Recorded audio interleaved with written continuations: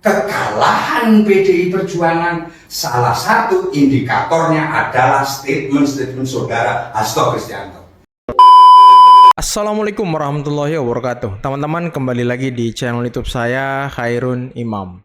Nah, ini ada video yang sangat menarik dan sangat mengagetkan dari salah satu kader PDI Perjuangan Kabupaten Pemalang, teman-teman. Di mana beliau ini menyampaikan pandangan dan pendapat yang berbeda dari Hasto Kristianto, Sekjen PDIP itu sendiri.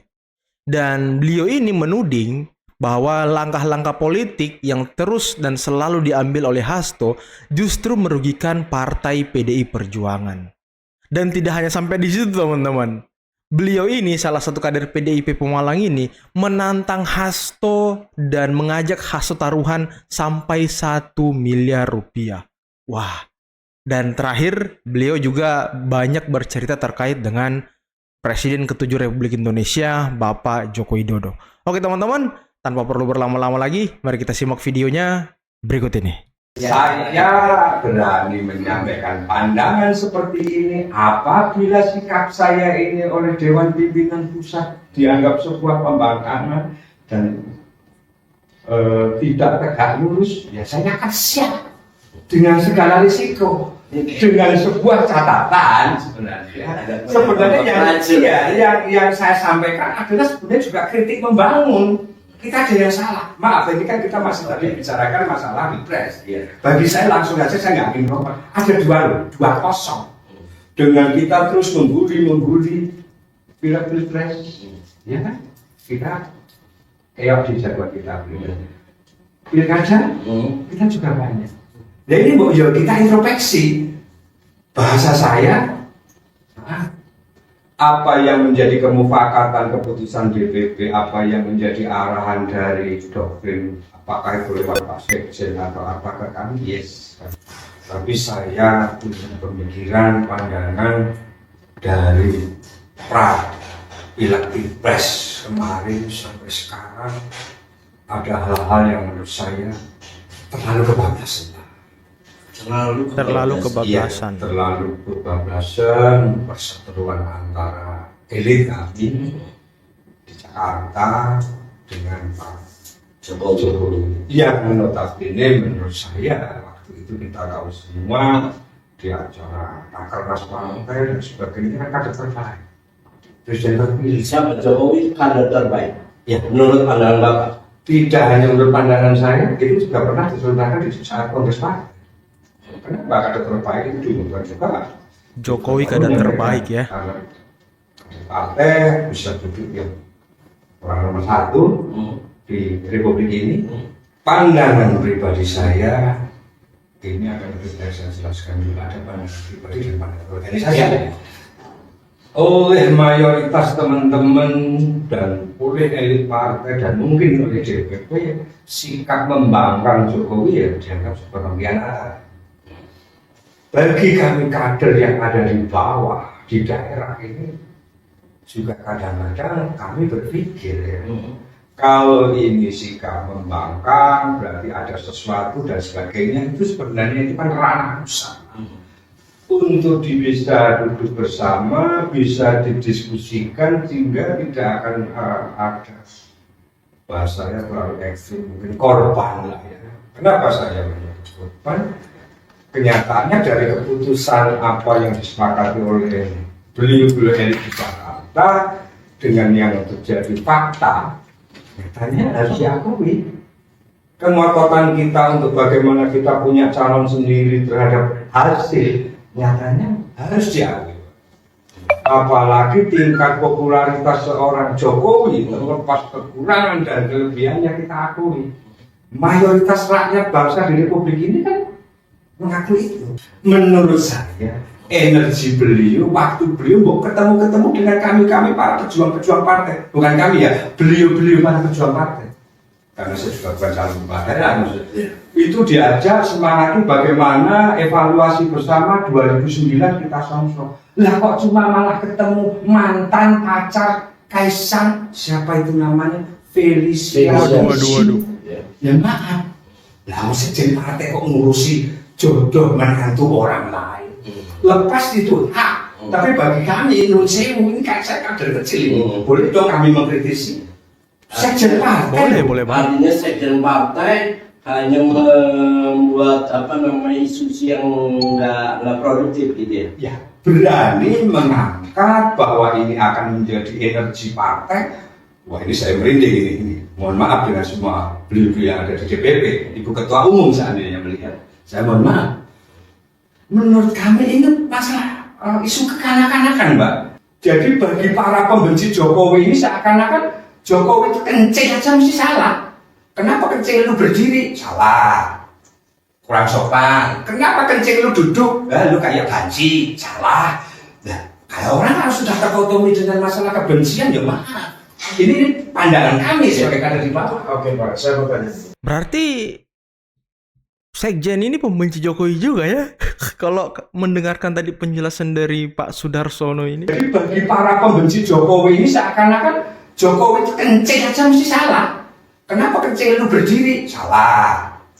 Kurang sopan. Kenapa kencing lu duduk? Lu kayak banci. Salah. Nah, kalau orang harus sudah terkotomi dengan masalah kebencian, ya maaf. Ini pandangan kami sebagai kader di bawah. Oke. Berarti devaluasi juga, sekjen kan juga manusia. Iya. Tidak ada salahnya sebenarnya. Ini loh, kamu harus direm. Ini loh, kamu kebablasan demi rumah besar PDI Perjuangan, bukan demi pribadi. Yang di sana itu juga bukan dewa semua. Jangan karena ego pribadi ada apa kita nggak tahu, yang digunakan jurus dewa mabuk. Sekarang PDI Dewa mabuk. Gimana? Berarti Hasto ini pakai jurus dewa mabuk, teman-teman ya. Ini menurut saya. Karena apa? Saya punya catatan di closing. Apapun tentang Jokowi salah semua. Padahal Jokowi adalah presiden ke-7 yang oleh PDI kita bangga. Belum tentu 2029 kita bisa punya lagi. Kalau memang Pak Hasto itu hebat, benar, monggo Pak Hasto 2009 nyapres. Kalau Pak Hasto jadi presiden 2029 hebat. Tapi ke Pak Hasto di closing statement saya kepada semua media polling survei, apakah indikator politik karena statement Hasto itu mempengaruhi terhadap turunnya PDI Perjuangan? Saya akan mengatakan turunnya suara PDI Perjuangan, kekalahan PDI Perjuangan, salah satu indikatornya adalah statement saudara Hasto Kristianto. Pak Hasto, dengan segala hormat, mari kita bertaruh. Enggak, saya belum selesai. Mari kita bertaruh. Ini saya menyadari. Kalau saudara Hasto tidak masuk dalam indikator itu, potong jari saya. Wow, potong jari saya. Tetapi manakala saudara Hasto nanti masuk indikator karena celotehannya yang merugikan PDI, Pak Hasto bayar gue 1 miliar. 1 Gimana? miliar guys. Wow. Saya berani. Dengerin tuh Pak Hasto tuh. Pak Imam sebagai orang hukum jadi saksi. Kalau Pak Hasto tidak terima, monggo. Sekjen PDIP Hasto Kristianto Wow, Biangkeladi. memanas ya. Perpecahan PDIP mengemuka di daerah. Di bawah arahan Sekjen PDIP Hasto Kristianto, para kader PDIP di berbagai daerah ternyata hanya diperlakukan seperti kerbau. Para kader PDIP seperti kerbau, bukan Banten, yang harus mengikuti arah politik Hasto yang dianggap hanya ngalor ngidul, tidak tentu arah. Ngalor Padahal ngidul ya kan? mereka juga punya aspirasi untuk didengar oleh petinggi PDIP, khususnya Hasto Kristianto sebagai Sekretaris Jenderal PDIP. Salah satunya diungkapkan oleh Sudarsono sebagai kader PDIP Oh, yang tadi Kabupaten nih, teman-teman Pemalang.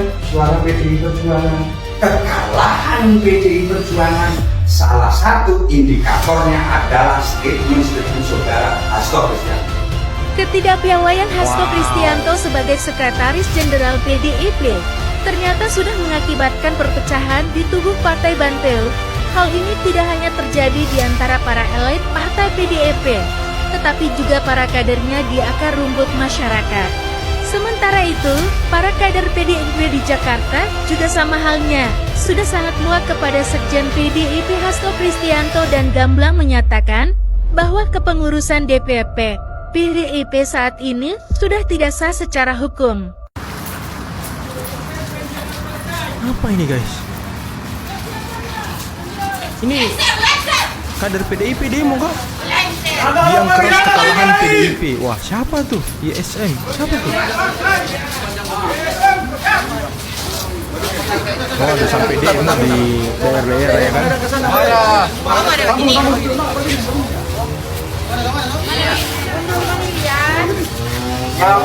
Panduk di bagian depan. Panduk tetap di bagian depan ya.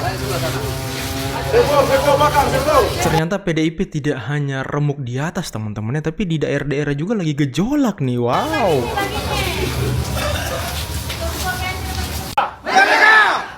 Pelanggaran organisasi Dr. Anda Haji Yasti Suprejo Mokago dalam pemilihan Kepala Daerah Sulawesi Utara dan Kabupaten Pulau Mongondo. Saudara-saudari sekalian, hari ini kami berdiri di sini untuk menyampaikan pernyataan sikap yang tegas terhadap tindakan pelanggaran yang dilakukan oleh Dr. Anda Haji Yasti Suprejo Mokago, anggota DPR RI fraksi PD Perjuangan Komisi 5 terkait dengan pemilihan Kepala Daerah di Sulawesi Utara dan Kabupaten Pulau Mongondo. Pelanggaran yang dilakukan oleh Dr. Anda Haji Yasti Suprejo Mokago sangat merugikan partai dan calon-calon yang diusung oleh PDI Perjuangan serta mencoreng nama besar organisasi. Meskipun partai telah mengusung pasangan calon yang jelas, yakni Dr. Anders Stefan Kando dan Letjen TNI Purnawirawan Alfred Denny Tueje untuk Gubernur Sulawesi Utara serta Insinyur Lini Mapudongkit M. Wow, teman-teman, itulah ya beberapa video yang bisa kita simak, yang bisa kita saksikan pada kesempatan kali ini, dan bisa kita dengarkan secara jelas tadi bagaimana cerita dan pendapat ataupun pandangan pribadi dari salah satu kader PDIP Kabupaten Pemalang, Bapak Sudarsono, terkait dengan langkah-langkah politik yang selama ini diambil oleh Sekjen Hasto yang menurut beliau itu merugikan PDIP itu sendiri, teman-teman. Dan bagaimana Pak Jokowi merupakan kader terbaik PDIP. Dan belum tentu PDIP bisa melahirkan kader terbaik seperti Pak Jokowi di tahun 2029 bahkan setelahnya nanti, teman-teman. Wah, apakah kader-kader PDIP di daerah juga punya pemikiran yang sama dengan Pak Sudarsono tadi? Dan ini menarik, teman-teman. Ternyata PDIP ini tidak hanya pecah di bagian elit-elitnya saja, karena kemarin berhembus kabar bahwa ya kelompok Hasto, Deddy Sitorus dan kawan-kawan ini ingin menggeser posisi ataupun pengaruh dari Ibu Puan Maharani selaku ketua DPP, dan juga mungkin Presiden Korea yakni Bro Bambang Pacul. Waduh, yang memang ya seperti yang kalau saya lihat teman-temannya Pak Sudarsono tadi itu ya beliau lebih hormat kepada Bambang Pacul daripada Sekjen PDIP, karena ya mungkin saja Bambang Pacul lebih rasional, lebih melihat secara objektif.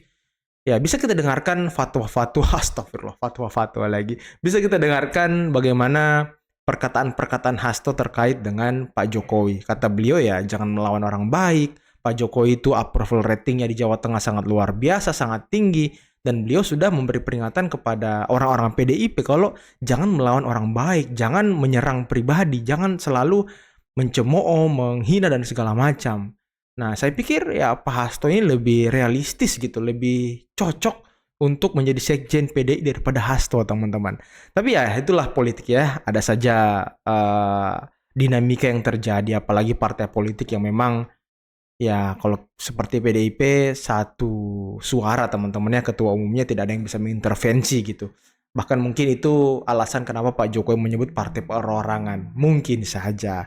Tapi ya mungkin cukup sekian dulu video kali ini. Jangan lupa teman-teman like, subscribe, dan share videonya. Akhir kata billahi taufiq wal hidayah. Wassalamualaikum warahmatullahi wabarakatuh. Bye-bye.